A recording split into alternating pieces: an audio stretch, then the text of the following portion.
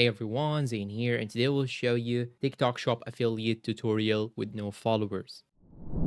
Now, the first thing that you should do is to simply go to TikTok Shop and sign up using your account. So you'll have to enter your email, then enter your verification code, your password, and then you will have to choose the business type, then click on next. After that, you will have to provide a US driver's license or US passport, then click on next. And now we will have to provide the same data that is displayed in your US driver's license or US passport. So make sure that the data are the same. Then once you finish filling all these information, click on next. You'll have to provide the date of birth, expiry date, residential address, social security number, etc. Then click on next. And now we will have to enter your shop name, primary product from this list right here, and add your phone number. Then click on submit. And now you will have this section, the business verification. You can register your business or add tax information. So simply click on add tax info. Then here you will get an email just like so telling you that your TikTok shop has been approved. Now go back to the dashboard of TikTok Shop, then click on get started on each one of these sections right here. Now go on the top right side, click on the store icon, then choose my account, then go and click on linked accounts. And now you'll get to this page, just click on link official account. And now you will have to scan this QR code using your mobile phone, and you must be signed in into your account on your phone. It may show you this problem. You'll now have to verify your identity. So go back to your mobile and go navigate to this page, then click on please complete identify verification, then enter all these data, and now it will show you identity verification successful. Click on got it, then go back to the same page and scan the QR code using your mobile. So go to your profile on your mobile, click on these three horizontal lines, then click on my QR scan, then scan it, then click on authorize, and after that it will show you here this page. Check this box, then click on link this account, and here you are. You will get this congratulations message. Just click on got it and you're all done.